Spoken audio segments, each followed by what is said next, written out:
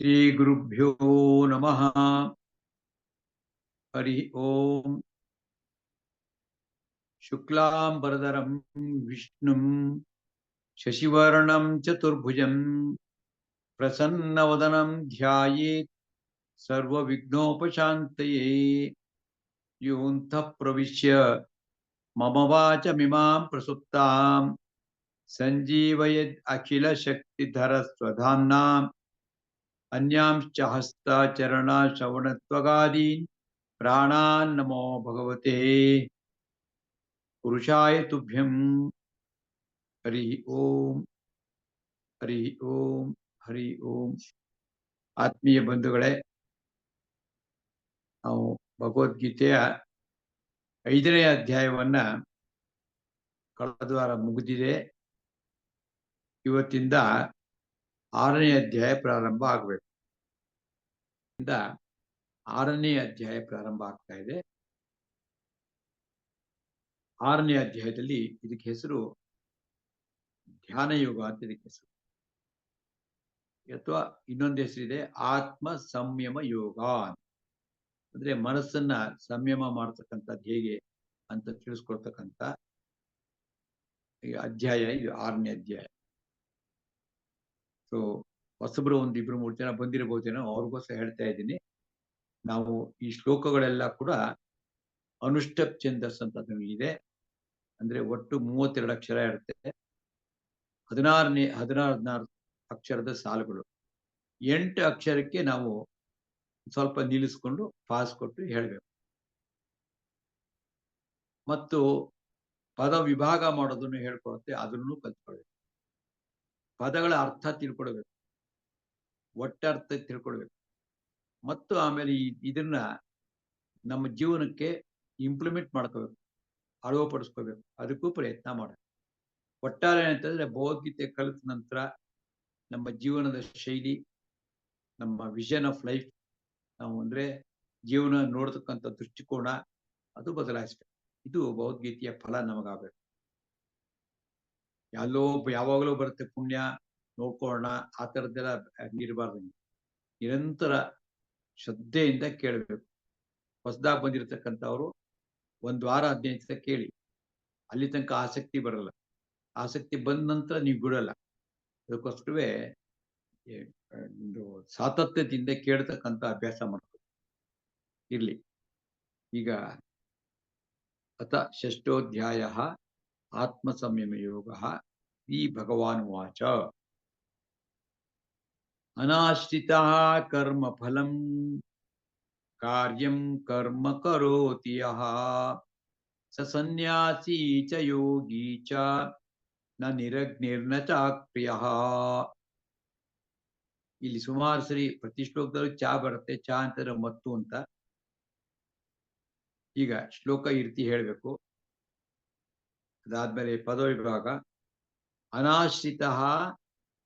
ಅನಾಶ್ರಿತಃ ಕರ್ಮಫಲಂ ಕಾರ್ಯಂ ಕರ್ಮ ಕರೋತಿ ಯಃ ಸಹ ಸನ್ಯಾಸಿ ಚ ಯೋಗಿ ಚ ನ ನಿರಗ್ನಿ ನ ಚ ಅಕ್ರಿಯಃ. ಈ ರೀತಿ ಪದ ವಿಭಾಗ ಮಾಡಬೇಕು.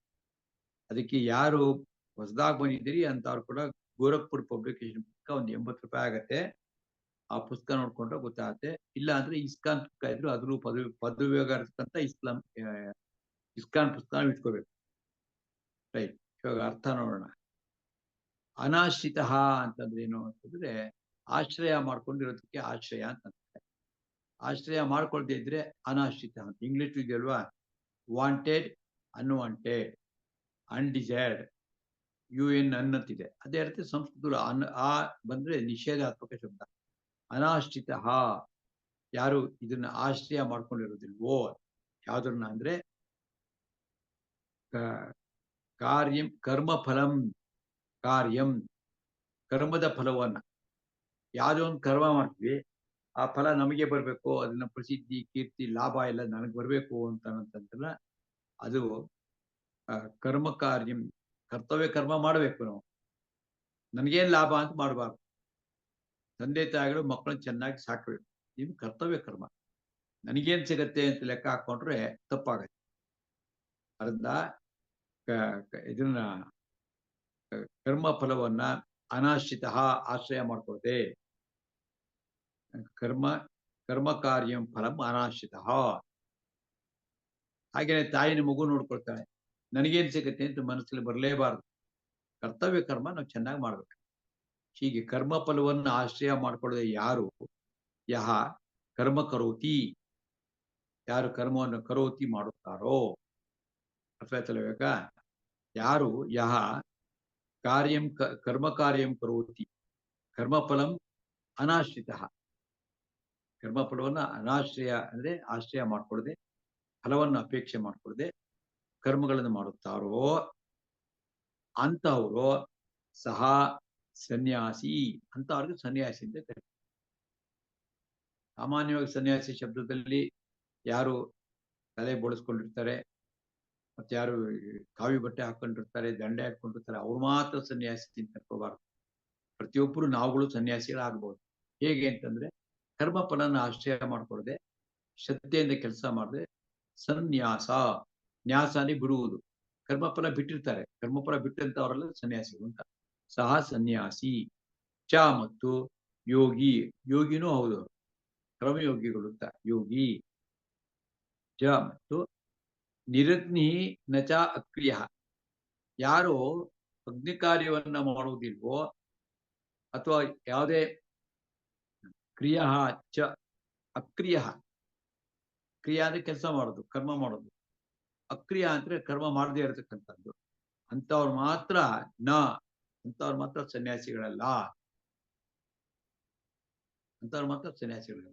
ಹಂಗಂದ್ರೆ ಏನಂದ್ರೆ ಇಲ್ಲಿ ನಾವು ತಿಳ್ಕೊಳ್ಬೇಕು, ಈ ಸನ್ಯಾಸಿಗಳು ಅಂತ ಯಾರಿರ್ತಾರೆ, ಸ್ವಾಮಿಗಳು ಯತಿಗಳು ಅಂತ, ಅವರು ಸಾಂಸಾರಿಕ ಯಾವುದೇ ಜವಾಬ್ದಾರಿ ಇರಲ್ಲ, ಯಾವ ಕರ್ಮವನ್ನು ಮಾಡಂಗಿಲ್ಲ. ಅದಕ್ಕೋಸ್ಕರವೇ ವಿಶೇಷವಾಗಿ ಯಾರು ಜನವಾರ ಹಾಕೊಳ್ತಕ್ಕಂಥ ಇರುತ್ತೆ, ಅವ್ರು ಜನವಾರು ಹಾಕೊಳ್ಳಂಗಿಲ್ಲ, ಜುಟ್ಟು ಬಿಡುವಂಗಿಲ್ಲ.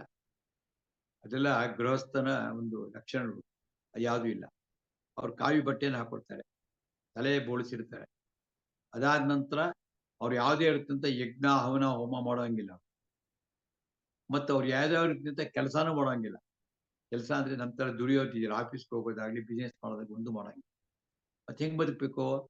ಅವರು ಕೇವಲ ಭಿಕ್ಷಾಟನೆ ಬದುಕಬೇಕು.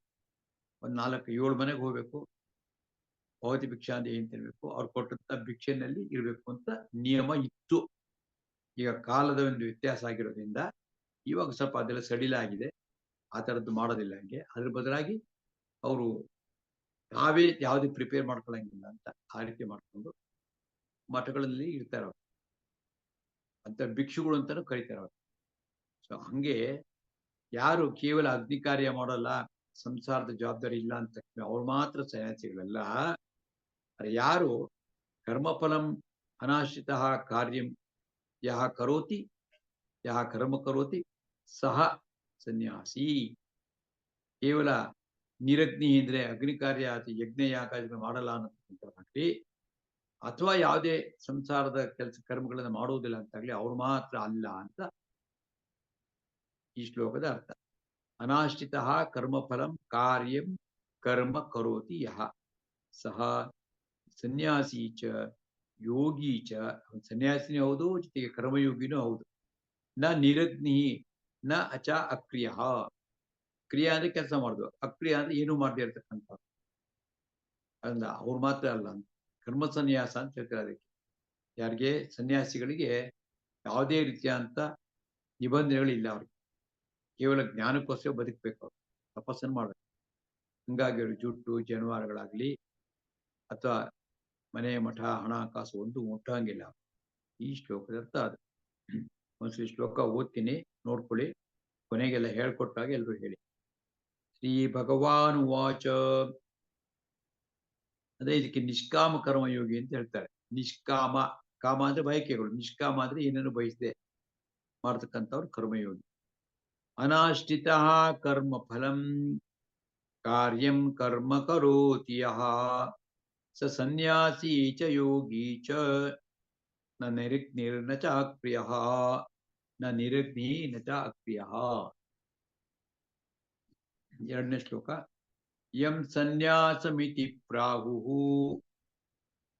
ಯೋಗಂ ತಂ ವಿದ್ಧಿ ಪಾಂಡವ ನಹಿ ನ ದಕ್ಷ್ಯ ಸನ್ಯಸ್ತ ಸಂಕಲ್ಪೋ ಯೋಗಿ ಭವತಿ ಕಶ್ಚನ. ಏ ಪಾಂಡವ ಅಂದ್ರೆ ಅರ್ಜುನನೇ ಕೇಳು. ಯಂ ಸನ್ಯಾಸಂ ಇತಿ ಪ್ರಾಹುಹು ಯೋಗಂ ತಂ ವಿದ್ಧಿ ಪಾಂಡವ ನ ಹಿ ಅಸನ್ಯಸ್ತ ಅಸಂಕಲ್ಪ ಯೋಗಿ ಭವತಿ ಕಶ್ಚನ. ಏ ಪಾಂಡವ, ಯಂ ಸನ್ಯಾಸಂ ಇತಿ ಪ್ರಾಹುಹು, ಯಂ ಅಂದ್ರೆ ಯಾವುದನ್ನು, ಸನ್ಯಾಸಂ ಇತಿ ಪ್ರಾಹುಹು ಸನ್ಯಾಸ ಅಂತ ಪ್ರಾಹುಹು ಅಂದ್ರೆ ಹೇಳುತ್ತಾರೋ, ಆಹುಹು ಅಂದ್ರೆ ಹೇಳುತ್ತಾರೆ ಅಂತ, ಅಂದ್ರೆ ಸ್ವಲ್ಪ ಅಬ್ಜೆಕ್ಟಿವ್ ಅದು, ಸ್ಪಷ್ಟವಾಗಿ ಹೇಳ್ತಾರೋ ಸರಿಯಾಗಿ ಹೇಳ್ತಾರೋ. ಪಾಂಡವ ಯಂ ಸನ್ಯಾಸಿ ಮಿತಿ ಪ್ರಾಹು ತಮ್ ಯೋಗಂ ವಿಧಿ, ತಮ್ ಯೋಗಂ ವಿಧಿ ಆ ಯೋಗವನ್ನು ವಿಧಿ ತಿಳಿದುಕೋ.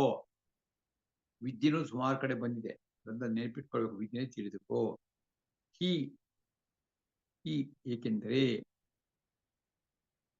ಬಂದೆ ನೋಡಿ ಎರಡನೇ ಸಾಲಿ, ನಹ್ಯ ಸನ್ಯಸ್ತ ಸಂಕಲ್ಪ ಅಂತ, ನಾ ಹಿ ಅಸನ್ಯಸ್ತ ಅಂತದ್ದು, ಅದಕ್ಕೆ ಒಟ್ಟಿಗೆ ಸೇರಿಸ್ಬಿಟ್ಟು ಕೊಟ್ಬಿಟ್ಟಿರ್ತಾರೆ. ಅದ್ವೇಗ ಮಾಡಿದ್ರೆ ಶ್ಲೋಕ ಹೇಳಕ್ ಬರೋದಿಲ್ಲ. ನಾ ಹಿ ಅಸನ್ಯಸ್ತ ಸಂಕಲ್ಪ ಅಂತ. ಹಿ ಏಕೆಂದರೆ ಅಸನ್ಯಸ್ತ ಸಂಕಲ್ಪ ಅಂತಂದ್ರೆ ನಾವು ಅದು ಬೇಕು ಇದು ಬೇಕು ಅಂತ ಅಪೇಕ್ಷೆ ಇಟ್ಕೊಂಡು ಮಾಡ್ತೀರ ಕರ್ಮಗಳನ್ನ, ಅದನ್ನ ಮಾಡದೇ ಇರತಕ್ಕಂಥವ್ರು ಅಸನ್ಯಸ್ತ ಅಂತ. ಅದೇ ಫಲವನ್ನ ತ್ಯಾಗ ಮಾಡದೇ ಇರತಕ್ಕಂಥವ್ರು ಅಸನ್ಯಸ್ತ ಸಂಕಲ್ಪ ಅಂತ. ಅವರು ಕಶ್ಚನ ಯೋಗಿ ನಭವತಿ, ಯಾವನು ಕೂಡ ಅಂತವನಿಗೆ ಯೋಗಿ ಅಂತ ಕರೆಸ್ಕೊಳಕ್ ಆಗೋದಿಲ್ಲ. ಅಂದ್ರೆ ನಿಷ್ಕಾಮ ಕರ್ಮವನ್ನ ಮಾಡಿದ್ರೆ ಮಾತ್ರ ಅವನಿಗೆ ಸನ್ಯಾಸ ಅಂತ ಕರೀತಾರೆ. ಏನನ್ನು ಫಲವನ್ನು ಬಯಸಬಾರದು ಅಂತ ಒಟ್ಟು ತಾತ್ಪರ್ಯ. ಅಂದ್ರೆ ಸಂಕಲ್ಪ ಅಂತಂದ್ರೆ ಇಲ್ಲಿ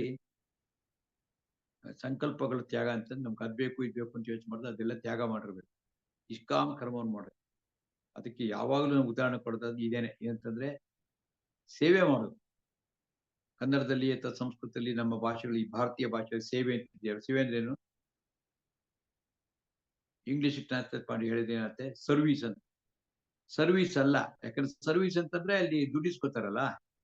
ಏನ್ ಮಾಡ್ತಾರೆ ನಾವು ಬ್ಯಾಂಕ್ಲಿ ಸರ್ವಿಸ್ ಮಾಡ್ತೀವಿ ಅಂತಾರೆ, ಬ್ಯಾಂಕ್ಲಿ ಬಿಟ್ಟಿ ಮಾಡ್ತಾರ, ಸರಿ ಸಂಬಳ ಇಸ್ಕೊತಾರೆ. ಅದಕ್ಕಲ್ಲ ಸರ್ವಿಸ್ ಅಂತ ಕರೀದು. ನಮ್ಮಲ್ಲಿ ಸರ್ವಿಸ್ ಅಂತಂದ್ರೆ ಸೇವೆ ಮಾಡ್ತಕ್ಕಂಥದ್ದು. ವಿದ್ಯಾದಾನ ಮಾಡ್ತಾರೆ, ಬೇರೆ ಬೇರೆ ಕೆಲಸಗಳು ನಿಷ್ಕಾಮಗಳನ್ನು ಮಾಡ್ತಾರೆ, ಅದಕ್ಕೆ ಸರ್ವಿಸ್. ನಮ್ಮಲ್ಲಿ ಕರ್ಮ ನಿಷ್ಕಾಮ ಕರ್ಮ ಅದ್ ಮಾಡ್ತೀವಲ್ಲ, ಅದಕ್ಕೆ ಸೇವೆ ಅಂತ ಕರೀತೀವಿ. ಸೊ ಇಂಗ್ಲಿಷ್ನ ಟ್ರಾನ್ಸ್ಲೇಟ್ ಮಾಡಿ ಅರ್ಥ ತಿಳ್ಕೊಳಕ್ ಹೋದ್ರೆ ಎಲ್ಲ ಏನೇನೋ ಅರ್ಥ ಆಗುತ್ತೆ. ಶ್ಲೋಕ ಹೇಳಿ. ಯಂ ಸನ್ಯಾಸಮಿತಿ ಪ್ರಾಹುಹು ಯೋಗಂ ತಂ ವಿದ್ಧಿ ಪಾಂಡವ. ಆ ಯೋಗವನ್ನ ತಂ ಯೋಗಂ ವಿದ್ಧಿ ತಿಳಿದುಕೋ.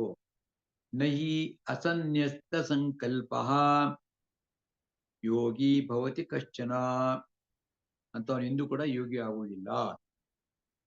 ಮೂರನೇ ಶ್ಲೋಕ. ಆರುರುಕ್ಷೋರ್ಮುನೇರ್ ಯೋಗಂ ಕರ್ಮ ಕಾರಣ ಮುಚ್ಯತೆ ಯೋಗಾರೂಢಸ್ಯ ತಸ್ಯೈವ ಶಮಃ ಕಾರಣ ಮುಚ್ಯತೆ. ಆರುರುಕ್ಷಃ ಮುನೇಃ ಯೋಗಂ ಕರ್ಮ ಕಾರಣಂ ಉಚ್ಯತೆ. ಯೋಗಾರೂಢಸ್ಯ ತಸ್ಯೈವ ಅಂತಿದೆಯಲ್ವಾ, ತಸ್ಯ ಏವ ಶಮಃ ಕಾರಣಂ ಉಚ್ಯತೆ. ಈಗ ಆರುರುಕ್ಷಃ, ಆರುರುಕ್ಷ ಅಂತಂದ್ರೆ ನಾನು ಯೋಗಂ ಆರುರುಕ್ಷಃ, ನಾನು ಯೋಗಿ ಆಗ್ಬೇಕು ಅಂತ ಇಚ್ಛೆ ಪಡ್ತಿರ್ತೀನಿ ಅಂತಂದ್ರೆ, ಆರುರುಕ್ಷು ಅಂತಂದ್ರೆ ಈಗ ಸಿಂಹಾರೂಢರಾದರು, ಸಿಂಹಾಸನಾರೂಢರಾದರು ಅಂದ್ರೇನು? ಸಿಂಹಾಸನ ಹತ್ತಿದರು ಅಂತ. ಅದೇ ರೀತಿ ಆರುರುಕ್ಷ ಅಂತಂದ್ರೆ ಆರೂಢರಾಗತಕ್ಕಂಥದ್ದು, ಅಂದ್ರೆ ನಾವು ಯೋಗಿಗಳಾಗಬೇಕು ಅಂತ ಇಚ್ಛೆ ಪಡ್ತಕ್ಕಂಥವ್ರು. ಮುನೇಹೇ, ಮುನಿ ಅಂತಂದ್ರೆ ಯಾರು ಒಂದು ವಿಚಾರವನ್ನು ತಗೊಂಡು ಮನನ ಮಾಡತಕ್ಕಂಥ ಅಭ್ಯಾಸ. ಮನನ ಅಂದ್ರೆ ಏನು ಅಂದ್ರೆ ಕೇಳಿದಂತ ವಿಚಾರಗಳನ್ನ, ತಿಳ್ಕೊಂಡಂತ ಜ್ಞಾನವನ್ನ ಪದೇ ಪದೇ ಯೋಚನೆ ಮಾಡ್ಬಿಟ್ಟು ಮಾಡೋದಕ್ಕೆ ಮನನ ಅಂತಂತಾರೆ. ಅಂತಹವರು ಯೋಗಂ ಆರುಕ್ಷೋ ಮುನೇಹೇ, ಯೋಗದಲ್ಲಿ ನಾವು ಮೇಲಕ್ಕೆ ಹೋಗಿ ಏರಬೇಕು, ದೊಡ್ಡವರಾಗಬೇಕು ಅಂತ ಯೋಚನೆ ಮಾಡ್ತಕ್ಕಂಥ ಮುನಿಗಳು ಏನ್ ಮಾಡಬೇಕು ಅಂತಂದ್ರೆ ಅಂತ ಕರ್ಮ ಕಾರಣ ಉಚ್ಯತೆ, ಅದಕ್ಕೆ ಕರ್ಮನೇ ಕಾರಣ. ಅಂದ್ರೆ ಅವರು ಕರ್ಮಗಳನ್ನು ಮಾಡಲೇಬೇಕು. ಅವರು ತಸ್ಯ ಯೋಗಾರೂಢಸ್ಯ, ಈ ರೀತಿ ಯೋಗಾರೂಢರಾಗಬೇಕು, ನಾವು ಕ್ರಮಯೋಗಿಗಳಾಗಬೇಕು ಅಂತ ಯಾರು ಯೋಚನೆ ಮಾಡ್ತಾರೋ, ಯೋಗಾರೂಢರಾಗಬೇಕು ಅಂತವ್ರಿಗೆ ಏನಪ್ಪಾ ಅಂತಂದ್ರೆ ಶಮಃ ಇವ ಕಾರಣ ಮುಚ್ಯತೆ, ಅವ್ರಿಗೆ ಶಮನೇ ಅವ್ರಿಗೆ ಕಾರಣ ಅಂತ. ಶಮ ಅಂತಂದ್ರೆ ಸುಮಾರು ಅರ್ಥಗಳಿದೆ. ಒಂದು ಆನಂದ, ಸಂತೋಷ ಬೇಕು ಅಂತ ಮಾಡ್ತಾರೆ. ಈ ಫ್ರೀ ಸರ್ವಿಸ್ ಎಲ್ಲ ಮಾಡ್ತಾರಲ್ಲ, ಅವ್ರು ಯಾಕೆ ಮಾಡ್ತಾರೆ? ಈಗ ಒಂದು ಯಾವ್ದೋ ಅನ್ನದಾನ ಕಾರ್ಯಕ್ರಮ ಮಾಡ್ತಾರೆ, ಏನಂದ್ರೆ ಹೆಸರು ಸಿಗ್ಲಿ ಅಂತಂತಲ್ಲ, ಅವ್ರ ಸಂತೋಷ ಅದ್ರಲ್ಲಿ, ಖುಷಿ ಅವ್ರಿಗೆ. ಕೆಲವು ಫ್ರೀ ಟ್ಯೂಷನ್ ಕೊಡ್ತಾರೆ, ಅದ್ರ ಖುಷಿ ಅವ್ರಿಗೆ, ಆನಂದ ಸಿಗುತ್ತೆ, ಸಂತೋಷ ಉಂಟಾಗುತ್ತೆ ನಿಷ್ಕಾಮ ಕ್ರಮ ಮಾಡೋದ್ರಲ್ಲಿ. ಅದಕ್ಕೆ ಶಮ ಅಂತ ಕರೀತಾರೆ. ಇನ್ನೊಂದು ಅರ್ಥ ಶಮ ಅಂದ್ರೆ ಭಗವಂತನ ಮೇಲೆ ಭಕ್ತಿ. ಸೊ ಭಕ್ತಿನೇ ಅದಕ್ಕೆ ಕಾರಣ ಆಗುತ್ತದೆ. ಕಾರಣ ಉಚ್ಯತೆ ಅಂದ್ರೆ ಉಚ್ಚರಿಸಲ್ಪಡುತ್ತದೆ, ಹೇಳಲ್ಪಡುತ್ತದೆ.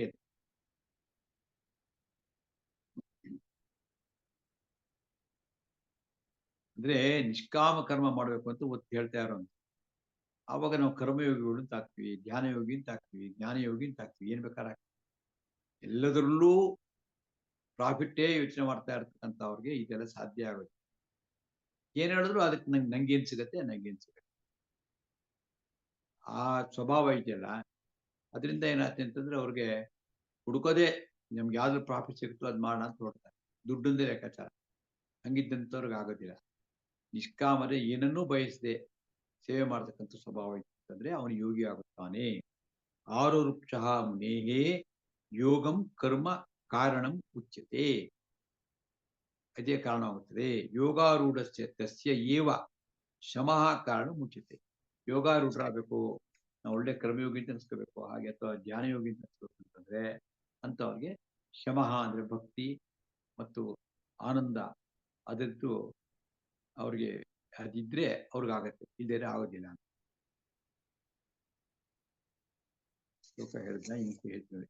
ಆರುರುಕ್ಷೋರ್ ಮುನೇರ್ ಯೋಗಂ ಕರ್ಮ ಕಾರಣ ಮುಚ್ಯತೆ, ಯೋಗಾರೂಢಸ್ಯ ತಸ್ಯ ಏವ ಅವನಿಗೆ ಶಮಃ ಕಾರಣ ಮುಚ್ಯತೆ. 4ನೇ ಶ್ಲೋಕ. ಯದಾ ಹೀನೇಂದ್ರಿಯಾರ್ಥೇಷು ಸರ್ವ ನ ಕರ್ಮಸು ಅನುಸಜ್ಜತೆ ಸರ್ವಸಂಕಲ್ಪ ಸನ್ಯಾಸಿ ಯೋಗಾರೂಢಸ್ತದೋಚ್ಯತೆ.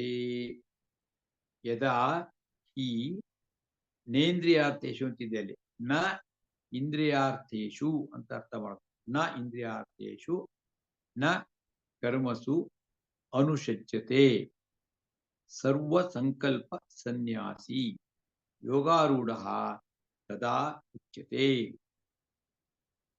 ಒಬ್ಬ ಯೋಗ ಆರೂಢನಾಗಿದ್ದಾನೆಂದು, ಯೋಗಾರೂಢ ಇವರು ಯೋಗಾರೂಢರಾಗಿದ್ದಾರೆ ಅಂತ ಉಚ್ಯತೆ ಹೇಳಲ್ಪಡುತ್ತದೆ. ಯಾರಿಗೆ ಅಂತಂದ್ರೆ ಯದಾ ಅಂದ್ರೇನು, ಯಾವಾಗ, ತದಾ ಅಂದ್ರೆ ಆವಾಗ, ಯಾವಾಗ ಇದಾಗುತ್ತೋ ಆವಾಗ ಅದಾಗತ್ತೆ ಅಂತ ಶಬ್ದ ಹೊರಗೆ. ಯದಾ ತದಾ. ಯದಾ ಇಂದ್ರಿಯಾರ್ಥೇಶು ನ ಅನುಷಜ್ಯತೆ. ಇಂದ್ರಿಯಾರ್ಥ ಅಂದ್ರೆ ಏನು ಅಂತಂದ್ರೆ, ನಮ್ಗೆ 5 ಇಂದ್ರಿಯಗಳಿದೆ, ಪಂಚ ಜ್ಞಾನೇಂದ್ರಿಯಗಳಿದೆ. ಮನುಷ್ಯ ಸುಖವನ್ನು ಅನುಭವಿಸ್ತಕ್ಕಂಥದ್ದು ಈ ಇಂದ್ರಿಯಗಳಿಂದಲೇ. ಸೊ ಆ ಇಂದ್ರಿಯಗಳಿಗೆ ಅದರ ಅರ್ಥ ಅದ್ಯಾವುದಪ್ಪ ಅಂತಂದ್ರೆ ವಿಷಯ ಸುಖಗಳು. ಕಣ್ಣಿಂದ ರೂಪ, ಕಿವಿಯಿಂದ ಶಬ್ದ, ಮೂಗಿನಿಂದ ಘ್ರಾಣ ಅಥವಾ ವಾಸನೆ, ನಾಲಿಗೆಯಿಂದ ರುಚಿ, ಚರ್ಮದಿಂದ ಸ್ಪರ್ಶ ಸುಖ. ಹೀಗೆ ಈ 5 ತರ ಸುಖಗಳು ಏನಿದೆ, ಅದಕ್ಕೆ ಸುಖ ಆಗ್ಬೋದು, ದುಃಖ ಆಗ್ಬೋದು, ಅದಕ್ಕೆ ಇಂದ್ರಿಯ ಅರ್ಥ ಅಂತಂದ್ರೆ. ಇಂದ್ರಿಯ ಅರ್ಥ, ಇಂದ್ರಿಯಕ್ಕೆ ಸಂಬಂಧಪಟ್ಟಂತ ವಿಷಯಗಳು. ಮಾತ್ರ ಸ್ಪರ್ಶ ಅಂತ ಹೇಳ್ತಾರೆ, ಮಾತ್ರ ಅಂತ ಹೇಳ್ತಾರೆ, ತನ್ಮಾತ್ರ ಅಂತ ಹೇಳ್ತಾರೆ.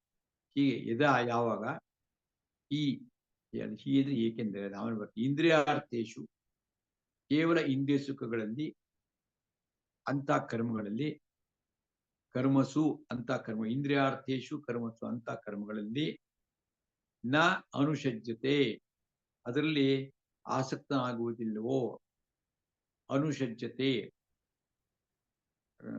ಕನ್ನಡದಲ್ಲಿ ಇತ್ತು ಶಬ್ದ ಬಿಟ್ಟು ಹೋಗ್ಬಿಟ್ಟಿದೆ. ಏನ್ ಬಹಳ ಸಜ್ಜಾಗ್ತಿದ್ದೀರಲ್ಲ ಅಂತನಲ್ವಾ.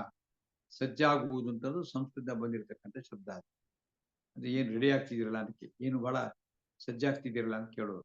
ಇಲ್ಲಿ ಕರ್ಮಸು ಅನುಷಜ್ಯತೆ ಅಂದ್ರೆ ಅನು ಅಂದ್ರೆ ಪದೇ ಪದೇ ಅಲ್ಲಿ ಯಾರು ಇರ್ತಾರೋ, ಯದಾ ಹಿ ಕೇವಲ ಇಂದ್ರಿಯ ಸುಖಗಳಲ್ಲಿ ಅದು ಯಾರು ಅದ್ರಲ್ಲಿ ನ ಅನುಷಜ್ಯತೆ ಆಸಕ್ತರಾಗುವುದಿಲ್ಲವೋ, ಇಂದ್ರಿಯ ಸುಖಗಳಲ್ಲೇ ಆಸಕ್ತರಾಗುದಿಲ್ಲ ಹಂಗ ಅರ್ಥ ಮಾಡ್ಕೋಬೇಕು.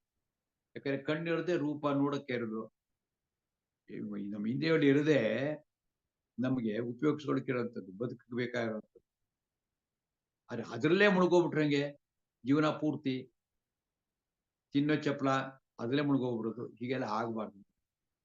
ಹಾಗಾದ್ರೆ ಆಮೇಲೆ ಯದಾ ಹಿ ನ ಇಂದ್ರಿಯಾರ್ಥೇಶು ನ ಕರ್ಮಸು ಅನುಷಜ್ಯತೆ, ಅಷ್ಟೇ ಅಲ್ಲ ಸರ್ವ ತದಾ ಆವಾಗ ಅಂತ ವ್ಯಕ್ತಿ ಸರ್ವ ಸಂಕಲ್ಪ ಸನ್ಯಾಸಿ ಅಂದ್ರೆ ಎಲ್ಲಾ ಸಂಕಲ್ಪಗಳನ್ನು ಅಂತಂದ್ರೆ ಫಲದ ಆಸೆಯನ್ನು ಬಿಟ್ಟಿರ್ತಕ್ಕಂಥ ಸನ್ಯಾಸಿಯು ಅಂತ ಅವನಿಗೆ ಯೋಗಾರೂಢ ಉಚ್ಯತೆ, ಅವನು ಯೋಗಾರೂಢನಾಗಿದ್ದಾನೆ ಅಂತ ಉಚ್ಚರಿಸಲ್ಪಡುತ್ತದೆ. ಯೋಗಾರೂಢರಾಗೋದು ಅಂತಂದ್ರೆ ಯೋಗಾರೂಢ ಅಂತ ಆಗ್ಲಿ ಹೇಳಿದ್ರೆ ಸಿಂಹಾಸನ ರೂಢರಾದರು ಅನ್ನಲ್ವೇ, ಹಾಗೆ ಯೋಗಾರೂಢರಾಗೋದು. ಇವನೊಬ್ಬ ಯೋಗಿ ಅಂತ ಕಳಿಸ್ಕೊಡಕ್ಕೆ ಅವ್ನಿಗೆ ಅರ್ಹತೆ ಬರುತ್ತೆ.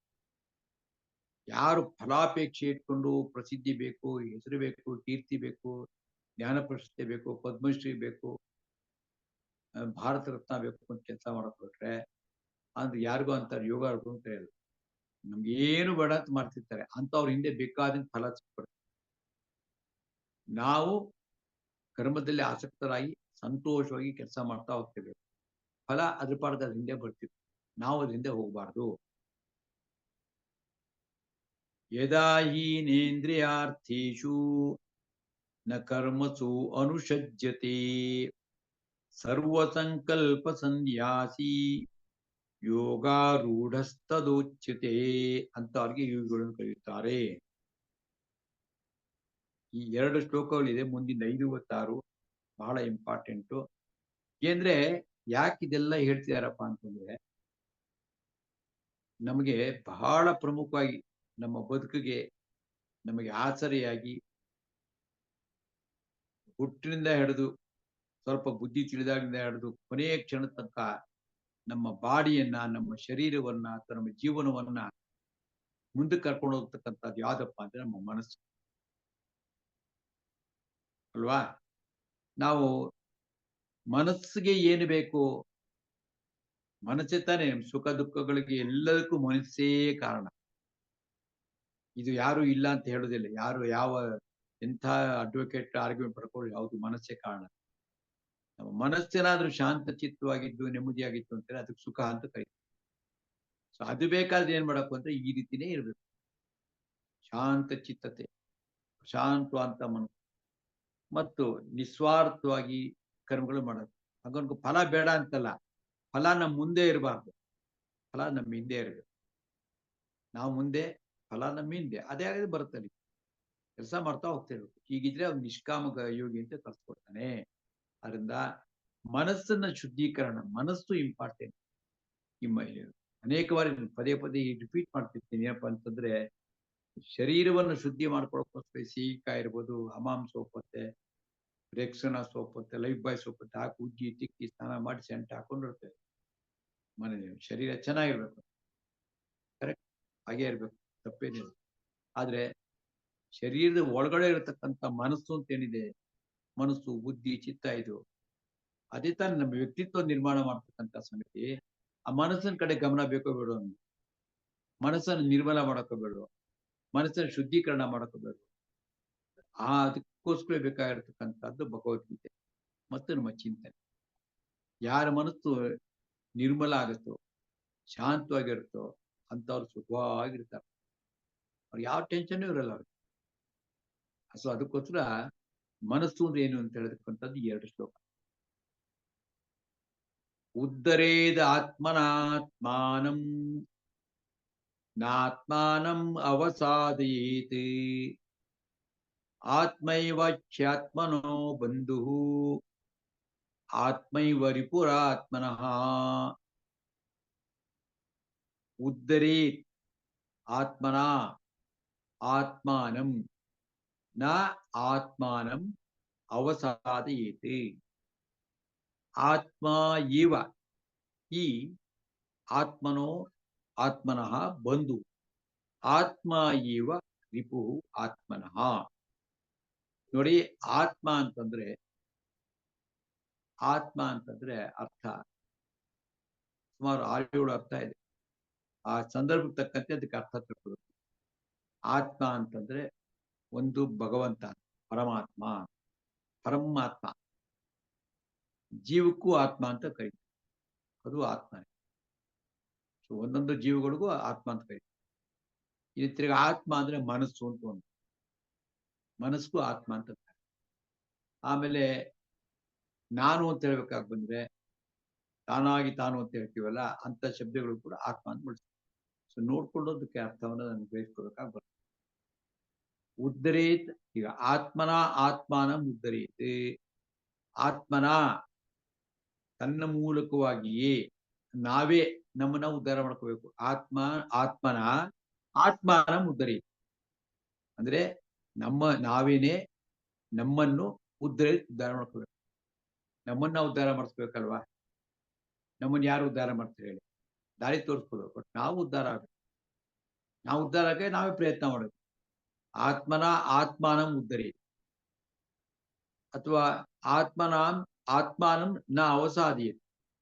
ನಮ್ಮನ್ನು ನಾವು ಅವಸಾದನ ಮಾಡ್ಕೋಬಾರ್ದು. ಅವಸಾನ ಅಂತ ಕೇಳಿದಿರಲ್ವ? ಅವಸಾನ ಸಾಯೋದು. ನಮ್ಮನ್ನು ನಾವು ಹಾಳು ಮಾಡ್ಕೋಬಾರ್ದು ಅಥವಾ ಅಧೋಗತಿಗೆ ಹೋಗ್ಬಾರ್ದು.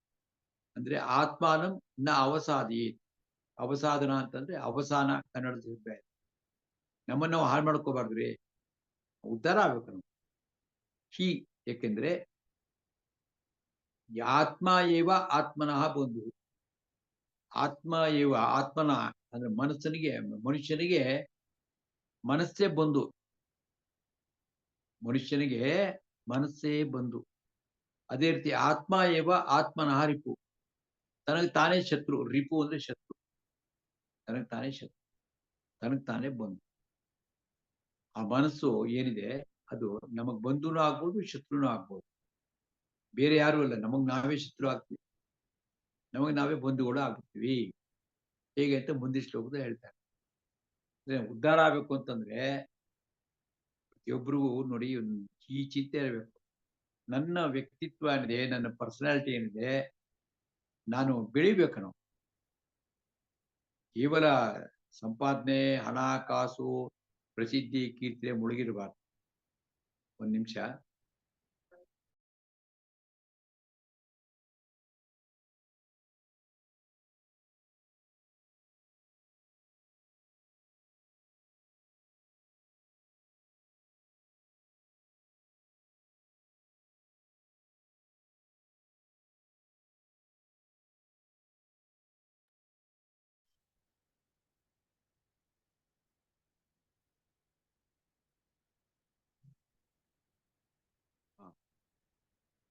ಅಂದ್ರೆ ಉದ್ಧರೇತ್ ಆತ್ಮನ ಆತ್ಮಾನಂ ನ ಆತ್ಮಾನಂ ಅವಸಾದಿಯೇ.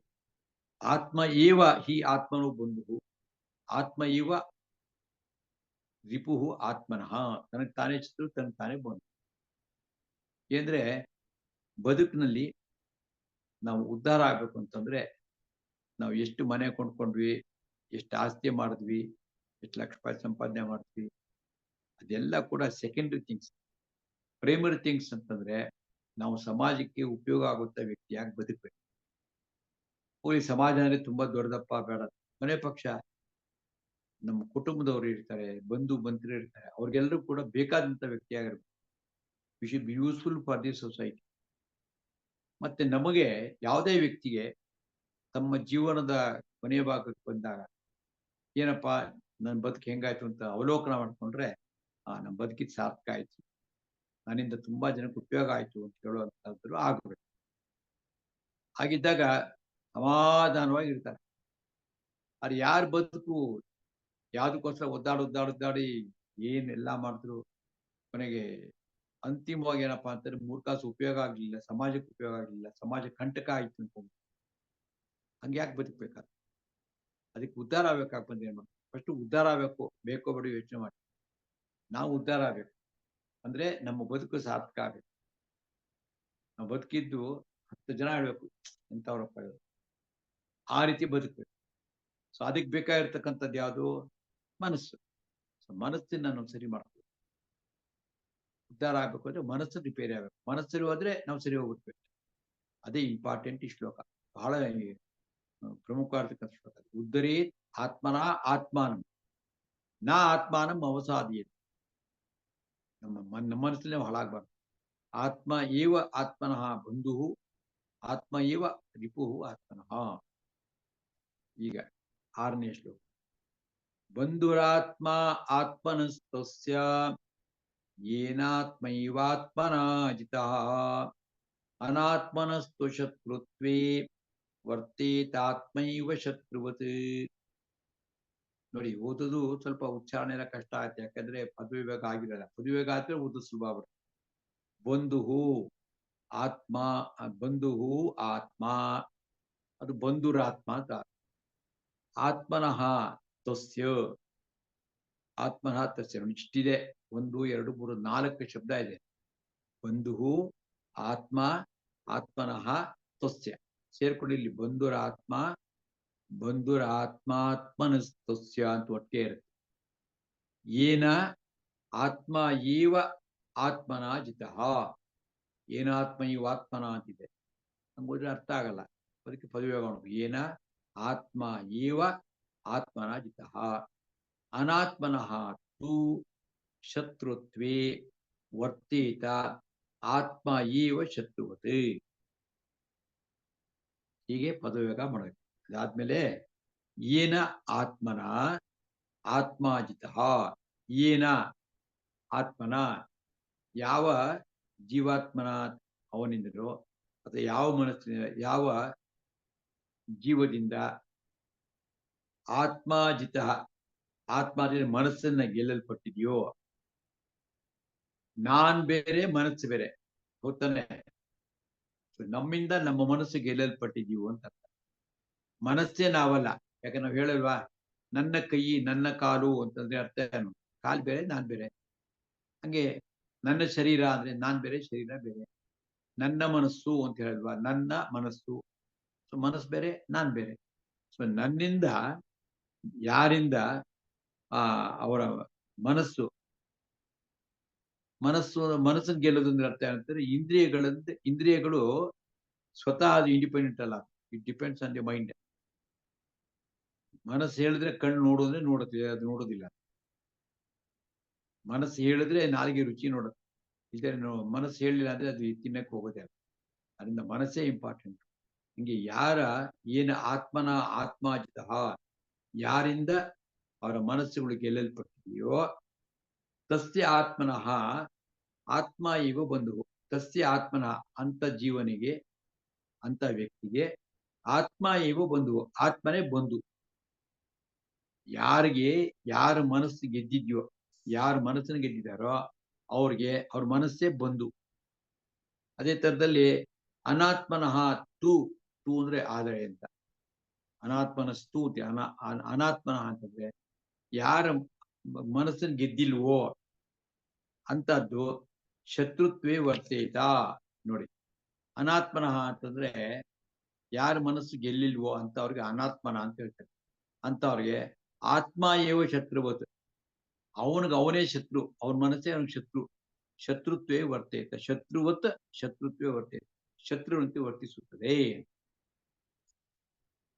ತುಂಬಾ ಸುಲಭವಾಗಿ ನಿಮ್ಗೆ ಇದು ಅರ್ಥ ಆಗಬೇಕು ಅಂತಂದ್ರೆ, ಪಾಪ ಯಾವುದೋ ಕಾರಣಕ್ಕೆ ಅವ್ರು ತಮ್ಮ ಮನಸ್ಸನ್ನು ಗೆಲ್ಲದೆ ಲೂಸ್ ಆಗಿ ಯಾರೋ ಹೇಳ್ತಾರೆ, ಪಾರ್ಟಿಗೆ ಹೋಗಿದ್ದಾನೆ, ಕುಡಿಯಮ್ಮ ಒಂಚೂರು ಹೆಚ್ಚೂರು, ಏನ್ ಒಂದ್ ದಿವಸ ಕುಡಿ ಪ್ರಾಣ ಬರ್ತಾ ಅಂತ ಹೇಳಿ ಸ್ವಲ್ಪ ಇಷ್ಟೇ ಕುಡಿಯೋದು, ಏನು ಆಗೋದಿಲ್ಲ ಅಂತ ಫಸ್ಟ್ ಬೀರ್ ಕುಡಿಸ್ತಾರೆ, ಆಮೇಲೆ ವೈನ್ ಕುಡಿಸ್ತಾರೆ, ಮತ್ತೊಂದು ಕೊಡ್ತಾರೆ.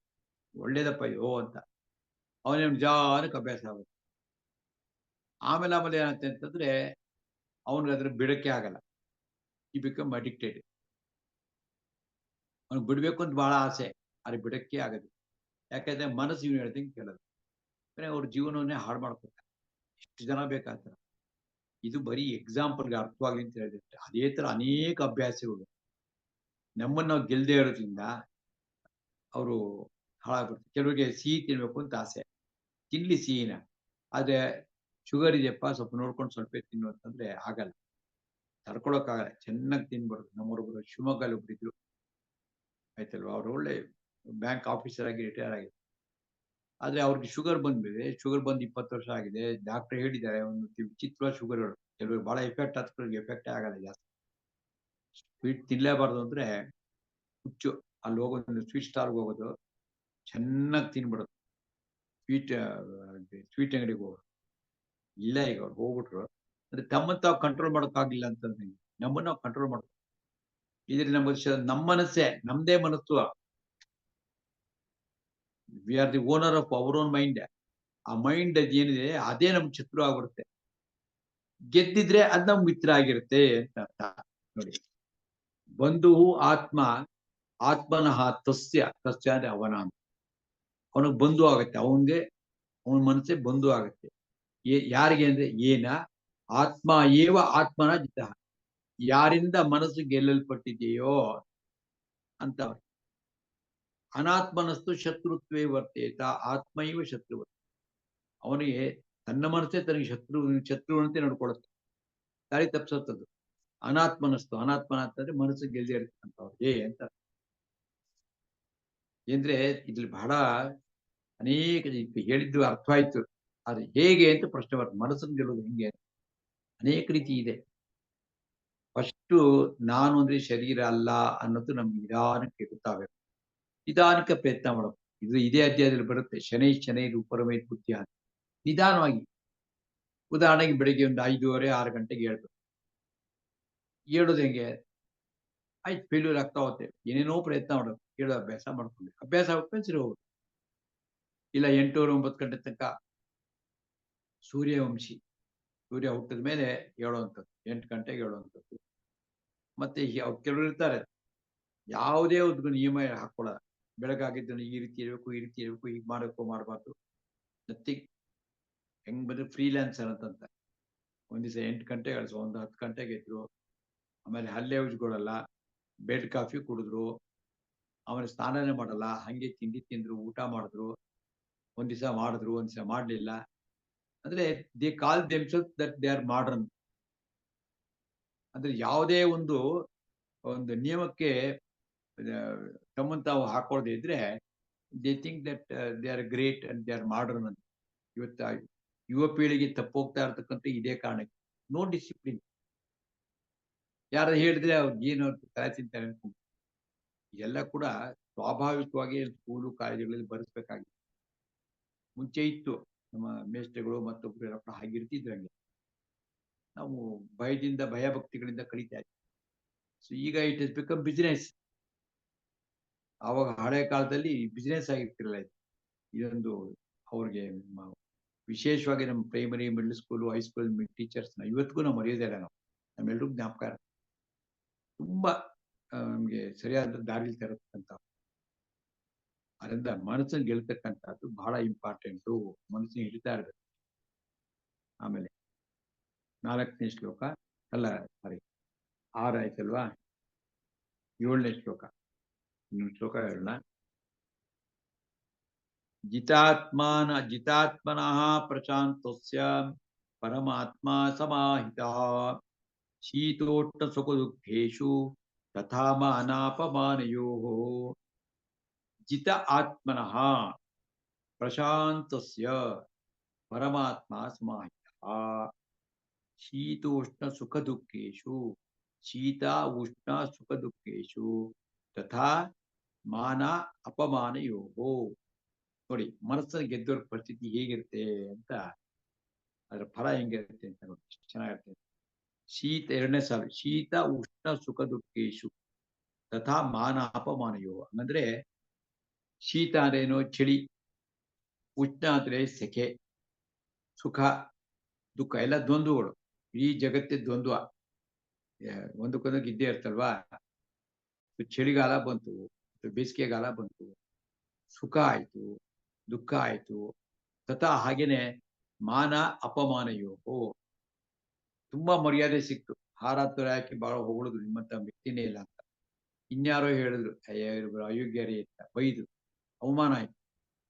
ಎಲ್ಲಾ ಸಂದರ್ಭದಲ್ಲೂ ಕೂಡ ಶೀತ ಉಷ್ಣ ಸುಖ ದುಃಖೇಶು ತಥಾ ಮಾನಾಪಮಾನಯೋಹೋ, ಆ ಎಲ್ಲಾ ಸಂದರ್ಭದಲ್ಲಿ ಜಿತ ಆತ್ಮನಃ, ಯಾರು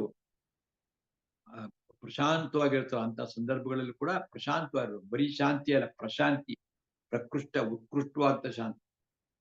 ಎಂಥ ಸಂದರ್ಭದಲ್ಲೂ ಮನಸ್ಸನ್ನು ಕೆಡಿಸ್ಕೊಳ್ಳದೆ ಇರತಕ್ಕಂಥವ್ರು ಹಾಗಿರ್ತಾರೋ ಪ್ರಶಾಂತಸ್ಯ ಜಿತ ಆತ್ಮನಃ, ತಮ್ಮನ್ನ ತಾವು ಗೆದ್ದಂತಾವ್ರು, ಅಂದ್ರೆ ತಮ್ಮ ಮನಸ್ಸನ್ನ ತಾವು ಹಿಡಿತಲಿಟ್ಕೊಂಡಿರ್ತಕ್ಕಂಥವ್ರು. ಅಂತವ್ರಿಗೆ ಏನಪ್ಪ ಆಗತ್ತೆ ಅಂದ್ರೆ ಪರಮಾತ್ಮ ಸಮಾಹಿತ, ಭಗವಂತ ಪರಮಾತ್ಮ ಸಮಾಹಿತ ಅವ್ರಿಗೆ ಸಿಗುತ್ತಾನೆ, ಅಥವಾ ಭಗವಂತ ಅವ್ರ ಜೊತೆಗಿರ್ತಾನೆ ಅಂತ ಅರ್ಥ. ಸಮಾಹಿತ ಈ ರೀತಿ ಇದ್ರೆ ನೋ ಎಕ್ಸೈಟ್ಮೆಂಟ್, ಶಾಂತವಾಗಿರ್ತಾರೆ. ಜಿತಾತ್ಮನಃ ಪ್ರಶಾಂತಸ್ಯ ಪರಮಾತ್ಮ ಸಮಾಹಿತ. ಭಗವಂತ ಬೇಕಾ, ದೇವ್ರು ನೋಡ್ಬೇಕು ಅಂತನ, ಅವ್ರ ದೇವಸ್ಥಾನದಲ್ಲಿ ಸಿಗಲ್ಲ. ಅದೆಲ್ಲ ಉಪಾಸನೆ ದಾರಿ ಅಷ್ಟೇ, ಅದೆಲ್ಲ ದಾರಿನೇ. ನಿಜವಾಗ್ಲೂ ಸಿಗ್ಬೇಕಾಗ ಬಂದ್ರೆ ಈ ರೀತಿ ಇದ್ರೆ ಭಗವಂತ ಸಿಗ್ತಾನೆ. ಭಗವಂತ ಯಾಕೆ ಸಿಗ್ಬೇಕು? ಬೇಡಪ್ಪ ಹಂಗಲ್ಲ. ಭಗವಂತ ಯಾಕೆ ಬೇಕು ಅಂತ, ಭಗವಂತ ಅಂದ್ರೆ ಜ್ಞಾನಾನಂದ, ನಾಲೆಡ್ಜ್, ಬ್ಲಿಸ್, ಡಿವೈನ್, ಪವಿತ್ರವಾಗಿರ್ತಕ್ಕಂಥ, ಜೊತೆಗೆ ಆನಂದ, ಸಂತೋಷ ಬೇಕು ಅಂತ ನಾವು ಮನುಷ್ಯ ಜೀವನದ ಗುರಿನೇನು ಅಂತಂದ್ರೆ ನೆಮ್ಮದಿ, ಶಾಂತಿ, ಸಂತೋಷ ಪಡಿಬೇಕು. ಸೊ ಅದು ಅಂತಂದ್ರೆ ಭಗವಂತ, ಅದಕ್ಕೋಸ್ಕರ ಭಗವಂತ ಬೇಕು. ಇದು ಈ ಶ್ಲೋಕದ ಅರ್ಥ. ಜಿತಾತ್ಮನಃ ಪ್ರಶಾಂತಸ್ಯ ಪರಮಾತ್ಮ ಸಮಾಹಿತ ಶೀತ ಉಷ್ಣ ಸುಖ ದುಃಖೇಶು ತಥಾ ಮಾನ ಅಪಮಾನಗಳು. ಅಂದ್ರೆ ಯಾರ್ಯಾರನ್ನ ಭಗವದ್ಗೀತೆ ಕಲ್ತ್ಕೊಳ್ತೀವಿ, ಮನಸ್ಸು ನಿಗ್ರಹ ಮಾಡ್ಕೊಳ್ಳೋದ್ರಿಂದ ಏನಪ್ಪಾ ಅರ್ಥ ಅಂತಾರೆ, ಮತ್ತೊಂದು ಅರ್ಥ, ತುಂಬಾ ಅರ್ಥ ಇದೆ, ಮತ್ತೊಂದು ಅರ್ಥ. ಯಾರೇ ನಮ್ಗೆ ಹೇಳಿ, ನಮ್ಮ ಬಗ್ಗೆ ಆಡ್ಕೊಳ್ಳಿ, ಬೈಕೊಳ್ಳಿ, ನಮ್ಮ ಬಗ್ಗೆ ಟೀಕೆ ಟಿಪ್ಪಣಿ ಮಾಡಲಿ, ಯು ಡೋಂಟ್ ಗೆಟ್ ಅಪ್ಸೆಟ್, ಶಾಂತವಾಗಿರಿ.